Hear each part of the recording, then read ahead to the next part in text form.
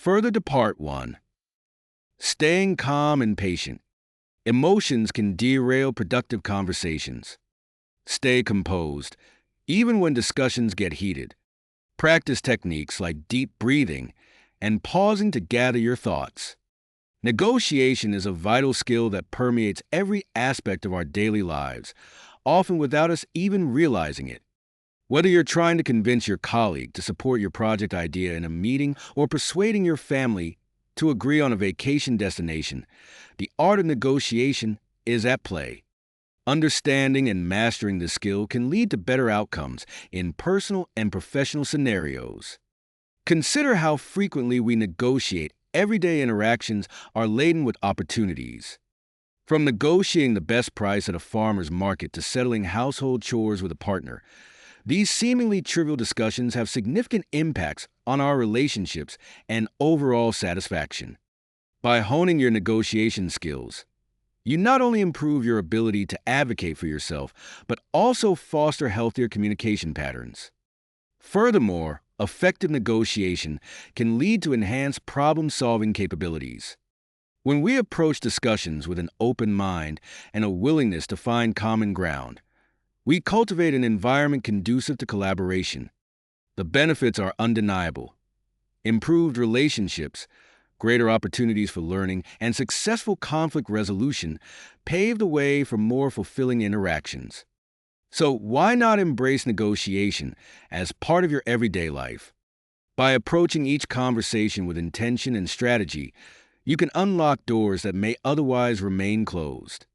Invest time in developing this crucial skill. You'll find that it's not just about getting what you want, but about building connections that enhance both your life and those of others around you.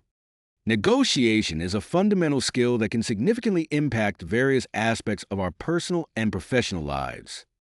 At its core, negotiation is the process through which two or more parties engage in discussions to reach an agreement on a particular issue. Whether you are negotiating a salary increase, attempting to settle a dispute, or striking a deal on a business contract, understanding the nuances of this art is crucial. Effective negotiation involves not just articulating your needs, but also actively listening to the other party's perspective. It requires preparation, strategy, and the ability to remain composed under pressure. The ultimate goal of negotiation is not merely to win, but to establish solutions that satisfy all parties involved, creating a win-win situation. In today's fast-paced world, honing your negotiation skills can be invaluable. It empowers you to advocate for yourself and ensures that your interests are represented. By mastering negotiation techniques, you enhance your ability to foster meaningful relationships and achieve desired outcomes in every interaction. Embrace this essential skill. It could very well change the way you approach both challenges and opportunities alike. Negotiation is often framed as a balance between art and science, but understanding this duality is crucial for any effective negotiator. At its core, negotiation combines intuitive artistry, the ability to read people and adapt on the fly, with systematic scientific analysis, employing strategy, data, and psychological principles. On the artistic side, skilled negotiators excel in emotional intelligence. They can sense underlying feelings and motivations of their counterparts, allowing them to build rapport and cultivate trust. This involves active listening and the ability to empathize with different perspectives. It's here that creativity shines. Great negotiators can think outside the box, crafting solutions that satisfy all parties involved while maintaining positive relationships. Conversely, the scientific element cannot be overlooked. Successful negotiations hinge on preparation and strategy. Knowing your objectives, understanding market values, and analyzing previous deals provides a sturdy framework for discussions.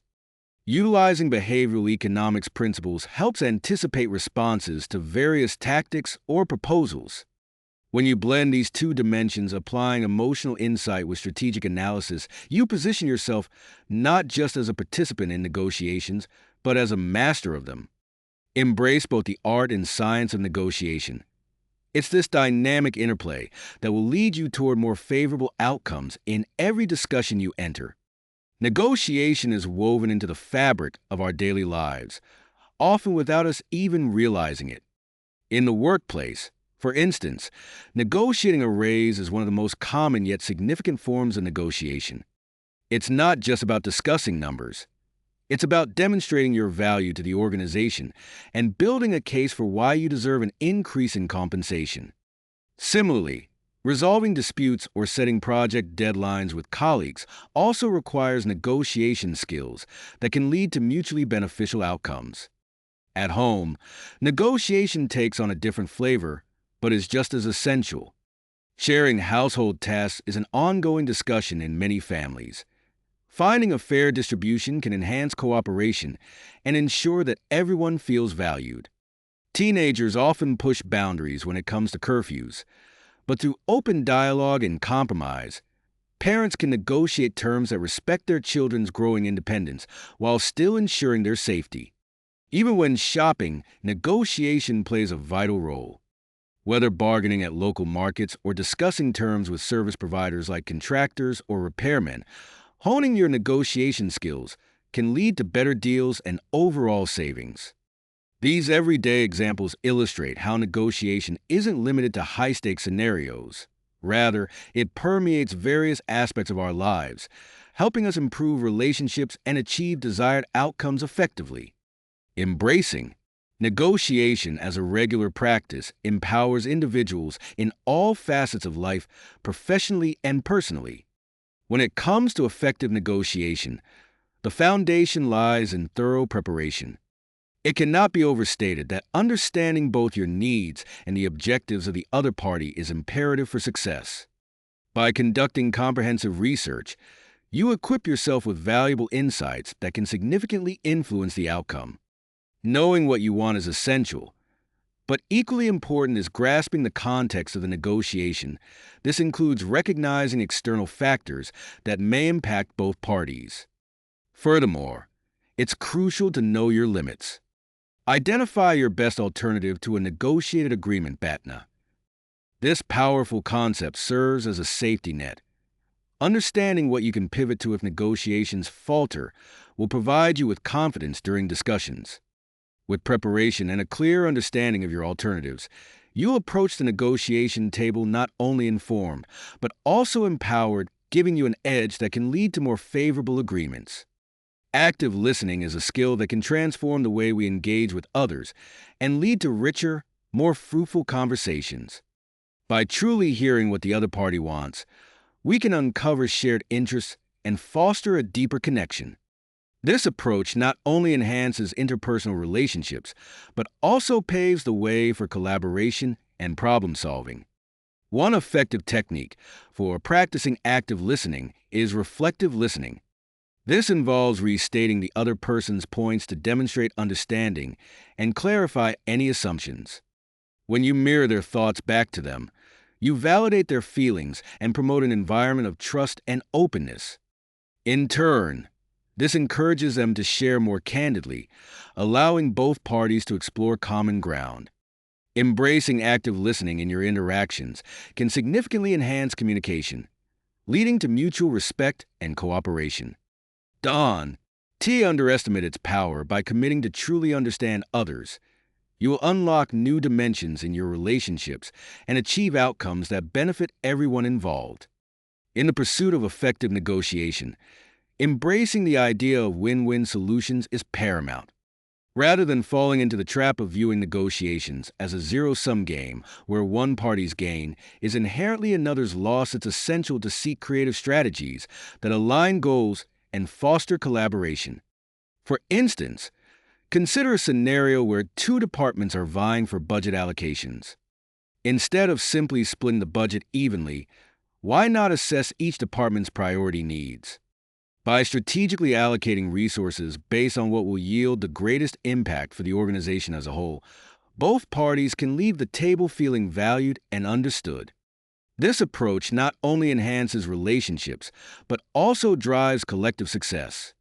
By focusing on mutual benefits and understanding each other's unique priorities, we can unlock opportunities that traditional negotiation methods often overlook. This transformative mindset leads to more sustainable outcomes and paves the way for longer lasting partnerships founded on trust and respect.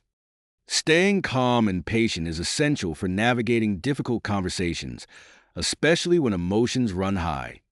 When discussions get heated, it can be all too easy to let feelings spiral out of control, derailing productive dialogue. This is why maintaining composure is not just a suggestion, it's a necessity. One effective way to stay grounded during tense moments is to implement techniques like deep breathing. Taking a moment to inhale deeply and exhale slowly allows you not only to regain control over your emotions, but also helps clear your mind so you can think more clearly. Pausing before responding gives you the opportunity to gather your thoughts, preventing impulsive reactions that could escalate the situation further. By consciously practicing these techniques, you create space for thoughtful communication and foster an atmosphere where all parties feel heard and respected. In any challenging conversation, keeping calm can ultimately lead to better outcomes and stronger relationships. Tools and techniques for everyday negotiation. Effective communication. Use clear, respectful language to avoid misunderstandings. Pay attention to tone, pacing, and nonverbal cues, such as eye contact and body language. Tools and techniques for everyday negotiation. Effective communication. Use clear, respectful language to avoid misunderstandings. Effective communication is the cornerstone of successful negotiation. Here's how clear and respectful language can shape the conversation. Be direct yet polite. Avoid vague or ambiguous statements. State your needs and expectations plainly but respectfully. For example, instead of saying, "I think we should maybe change this," try, "I propose we adjust this approach to achieve better results." Choose words thoughtfully. Words carry weight. Avoid accusatory or emotionally charged language that could escalate tension. Use phrases like "I feel" or "What do you think about?" to foster collaboration. Simplify complex ideas. If you're discussing intricate topics, break them into smaller, understandable points to avoid confusion. Ask open-ended questions. These invite dialogue rather than shutting it down. For instance, "How do you see this working out?" Encourages input and shows you value the other party's perspective. Pay attention to tone, pacing, and nonverbal cues. Communication isn't just about words. Tone and body language can reinforce or undermine your message. Tone of voice. A calm and confident tone conveys authority without aggression. Avoid raising your voice, which might be perceived as confrontational, even if unintentional. Show enthusiasm when appropriate, as it helps build rapport and indicates that you value the discussion. Pacing. Speak at a moderate pace. Rushing might make you appear anxious or unprepared, while speaking too slowly could seem condescending. Pause after making key points to allow the other party time to absorb the information. Nonverbal cues. Eye contact. Maintaining consistent eye contact shows confidence and sincerity. However, avoid staring, which can feel intimidating. Body language. Open gestures, e.g., uncrossed arms, project approachability and openness. Avoid fidgeting or defensive postures like crossed arms, which might signal disinterest or resistance. Facial expressions. A neutral or friendly expression helps keep the conversation positive, even when discussing tough topics. Mirroring. Subtly mirroring the other person's body language or tone can create a sense of connection and understanding. For example, if they're leaning slightly forward, doing the same can show engagement. Practical example. Applying these techniques. Imagine negotiating with a landlord for a rent reduction. Clear and respectful language. "I've researched rents in this area, and I'd like to discuss adjusting mine to reflect market trends. How do you feel about exploring this option?" Tone. Speak calmly and avoid sounding entitled. Nonverbal cues. Smile occasionally, maintain good posture, and nod to show active listening. By combining clarity, respect, and awareness of nonverbal signals, you not only convey your message effectively but also build a collaborative atmosphere that increases the likelihood of a positive outcome. Let me know if you'd like a further deep dive into this section. Anchoring and framing. Anchoring. Start with a strong, reasonable opening offer to set the baseline for discussions. Fram. ing. Present ideas in ways that resonate with the other party's values and priorities. Tools and techniques for everyday negotiation, anchoring and framing. Anchoring, starting with a strong, reasonable opening offer.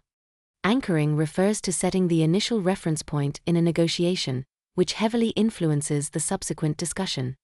Here's how to use anchoring effectively. Why anchoring works. The first number or proposal sets the tone and becomes the baseline for negotiation. For instance, if you propose a salary of $70,000, any counteroffer will likely revolve around that figure, even if the other party initially intended to offer much less. How to anchor effectively. Research beforehand. Know the market standards, the other party's likely expectations, and your own limits, e.g., industry salary ranges, pricing trends. Be assertive but realistic. An anchor should be ambitious yet defensible. If it's too extreme, it might alienate the other party. For example, in a salary negotiation, asking for $80,000 when the average is $50,000 could backfire unless you have exceptional qualifications to justify it. Provide rationale. Support your anchor with evidence. For instance, I'm asking for $70,000 based on my experience, certifications, and the industry standard in our region. Adjust quickly if necessary. If your anchor is met with strong resistance, reframe without conceding entirely. For instance, I understand this is above the initial budget, but perhaps we can explore additional benefits to bridge the gap. Framing, presenting ideas to resonate with the other party's values and priorities. Framing involves shaping how your proposal is perceived by aligning it with what the other party values most. Why framing matters. People are more receptive to proposals that align with their goals or beliefs. The way you present an idea can make the difference between acceptance and rejection. How to frame effectively. Highlight benefits to the other party. Tailor your language to show how your proposal addresses their needs. For example, instead of saying, "I want Fridays off," say, "Having Fridays off will allow me to recharge and be more productive during the week." Use positive framing. Focus on potential gains rather than losses. For example, in a business deal, instead of saying, "We'll lose $10,000 if we don't act now," frame it as, "By acting now, we stand to save $10,000. Relate to shared values. If you know the other party values efficiency, present your ideas as solutions to streamline processes. Practical examples of anchoring and framing. Anchoring example: bargaining for a discount. Situation: negotiating the price of a used car listed at $15,000. Anchor: given the mileage and model, I'd like to propose $12,000, which seems fair based on market comparisons. Rationale: the seller might counter at $13,500, but you've already set a lower baseline for the discussion. Framing example: asking for a raise. Instead of, "I need a raise because my rent increased," say, "Based on my contributions to the team's recent success and industry standards, I believe a raise will reflect the value I bring and help me continue performing at my best." Why it works: you framed the raise as an investment in mutual success, rather than a personal request. Pro tips for combining anchoring and framing: start with a well-researched anchor that sets a favorable baseline. Immediately follow up by framing the proposal in terms of benefits or alignment with the other party's goals. Stay flexible. If the initial anchor is resisted, reframe to show how adjustments can still meet shared objectives. Anchoring and framing are powerful tools when used together, ensuring that negotiations start on the right foot and remain aligned with mutual interests. Would you like specific examples tailored to any particular scenario? The power of silence. Silence can make the other party more inclined to fill the gap, sometimes with concessions. Avoid speaking prematurely. Give time for your points to sink in. Tools and techniques for everyday negotiation. The power of silence. Silence is an underrated yet highly effective tool in negotiation.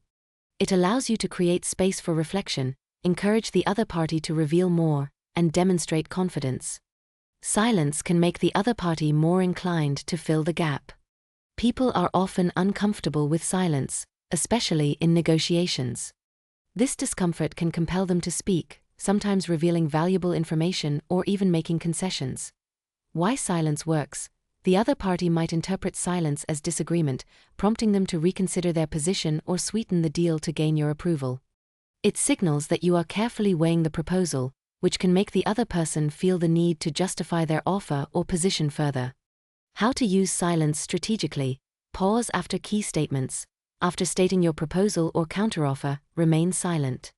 For example, if you propose a discount, say, "I believe $100 would be a fair price for this service," and then wait without elaborating. Let the other person speak first. In situations where the terms or expectations aren't clear, silence can encourage the other party to disclose their position or priorities first, giving you an advantage. Avoid speaking prematurely. Give time for your points to sink. Speaking too soon after making a point can weaken its impact. Silence gives weight to your words and allows the other party to process your message. Why premature speaking hurts negotiations. It can signal nervousness or lack of confidence in your position. It may cut off valuable insights or concessions the other party might have offered if you had waited. How to resist the urge to speak prematurely. Count to 5. After making your point, mentally count to 5 before saying anything further. This ensures the other party has time to respond. Focus on their reaction. Pay attention to their body, language, and expressions. They may be formulating a response, so let them finish their thought. Prepare for awkwardness. Recognize that silence might feel uncomfortable, but view it as part of the negotiation process. Remind yourself that silence often works in your favor. Practical examples of using silence in negotiation. Job offer negotiation. Employer, "We're offering $60,000 for this position."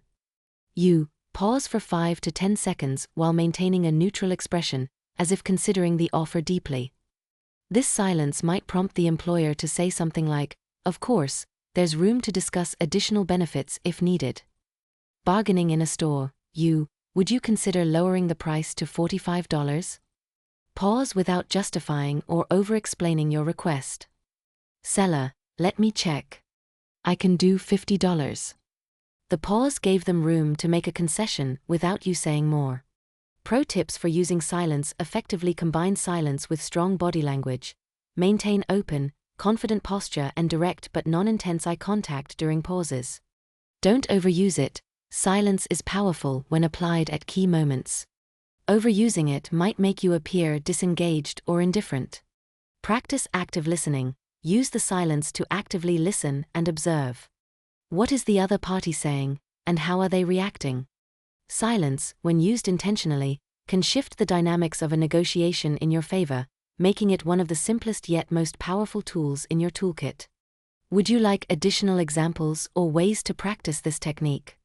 Building rapport. Show genuine interest in the other party's needs and concerns. Use small talk or shared experiences to establish trust and reduce tension. Tools and techniques for everyday negotiation. Building rapport. Building rapport is essential for creating a positive and collaborative environment during negotiations. It establishes trust, reduces tension, and fosters open communication, making it more likely for both parties to reach a mutually beneficial agreement. Show genuine interest in the other party's needs and concerns. Demonstrating authentic curiosity and care for the other person's perspective can transform the negotiation from adversarial to collaborative. Why it works. People are more likely to cooperate with someone who acknowledges their feelings, priorities, and challenges. It shows that you value the relationship, not just the outcome. How to show genuine interest. Ask open-ended questions. Encourage the other party to share their perspective. For example, what are your top priorities in this situation? Or what would a successful outcome look like for you? Listen actively, avoid interrupting. Nod, maintain eye contact, and offer verbal affirmations like "I see" or "that makes sense." Acknowledge their concerns, paraphrase their points to show understanding, e.g., "It sounds like meeting this deadline is critical for you. Let's explore how we can make that work." Adapt your approach. Tailor your proposals to align with their needs. For instance, if they value efficiency, focus on solutions that save time. Use small talk or shared experiences to establish trust and reduce tension. Starting with light conversation or finding common ground can ease nerves, create familiarity, and foster goodwill. Why it works. Small talk helps break the ice and create a friendly atmosphere. Shared experiences or interests establish a sense of connection and mutual understanding. How to use small talk or shared experiences. Start with neutral topics. Begin the conversation with simple, non-controversial topics like the weather, recent events, or shared surroundings. Example: how has your day been so far? Find common ground. Look for shared experiences or interests. If you're meeting in a professional setting, mention a mutual acquaintance, the company's achievements, or a shared industry trend. Match their energy. If the other party prefers to dive straight into business, keep small talk brief. Conversely, if they seem relaxed, allow more time for casual conversation. Share a bit about yourself. Open up about a relevant, light personal experience to humanize yourself and encourage reciprocity. For example, I recently worked on a similar project and found X approach very effective. Practical examples of building rapport. Negotiating a freelance contract. Before discussing rates, you could say, I saw on your website that you recently launched a new product. How has the response been so far? This shows you've done your homework and are interested in their success, which sets a collaborative tone. Resolving a workplace disagreement. I understand that meeting the deadline is important to you. I've been in similar situations where timing was critical, so I appreciate your urgency. Let's figure out how we can make this work together. By empathizing and referencing shared experiences, you align yourself with the other person's goals. Bargaining in a market. Start with a friendly comment, like, your stall has the most colorful scarves I've seen today. How long have you been selling here? This creates a positive interaction and makes the seller more inclined to negotiate favorably. Pro tips for building rapport: be authentic. People can sense insincerity, so ensure your interest and compliments are genuine. Stay observant. Pay attention to their responses and adjust your approach based on their comfort level. Don't skip it. Even in high-pressure or time-sensitive negotiations, taking a moment to connect can lead to better outcomes. Building rapport transforms negotiations into collaborative problem-solving rather than a tug-of-war. A strong connection fosters trust, which can make the difference between a successful outcome and a stalemate. Would you like more situational examples or exercises for practicing rapport building? Common challenges and how to overcome them. Dealing with conflict. Stay calm and focus on issues rather than personalities. Use I statements, e.g., I feel instead of you did, to avoid blame and encourage dialogue. Recognizing manipulative tactics. Examples: aggressive behavior, guilt trips, or false deadlines. Counter tactics: stay assertive, question ultimatums, and stick to your priorities. Negotiating in high-pressure situations. Tips: take breaks to cool down, simplify complex issues, and focus on key points. Practice mindfulness to manage stress and stay clear-headed. Common challenges in negotiation and how to overcome them. Negotiation is rarely straightforward and often comes with challenges. Here's how to navigate and overcome common hurdles effectively. Dealing with conflict.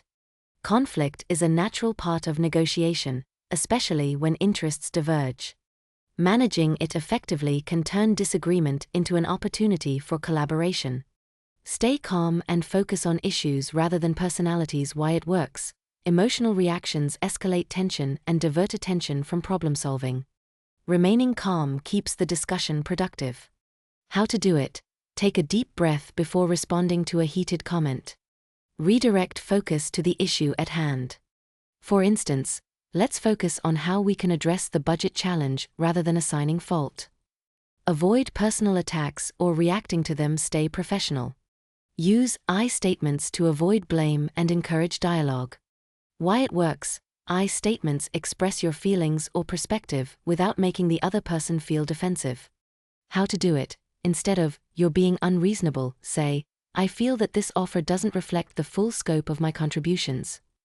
This encourages open dialogue and fosters a collaborative tone. Recognizing manipulative tactics. Manipulative tactics are used to pressure or sway you unfairly. Examples include aggressive behavior, guilt trips, or creating a false sense of urgency. Examples of manipulative tactics: aggressive behavior, raising voices, interrupting, or dominating the conversation to intimidate. Guilt trips, Statements like, "I've done so much for you, how could you ask for more?" False deadlines, creating urgency with arbitrary deadlines to rush you into a decision. Counter tactics, stay assertive, respond calmly and firmly to aggression. For example, "I understand your perspective, but I need some time to review this before deciding." Question ultimatums, politely challenge the validity of false deadlines. For instance, "Why does this need to be decided by today? Let's ensure we have all the facts before moving forward." Stick to your priorities, revisit your goals to maintain clarity and avoid being swayed by manipulation. Negotiating in high-pressure situations. High-pressure negotiations, such as time-sensitive deals or emotionally charged discussions, can lead to mistakes or concessions you later regret. Take breaks to cool down. Why it works: stepping away provides clarity and prevents emotional reactions. How to do it: request a pause with phrases like, "Can we take 5 minutes to gather our thoughts before proceeding?" Use the break to review your priorities and strategize your next steps. Simplify complex issues and focus on key points. Why it works: breaking down multifaceted discussions into smaller parts makes them easier to address systematically. How to do it: identify the most critical issues and tackle them first. Use clear language to avoid further complicating matters. Continue to part the concluding part.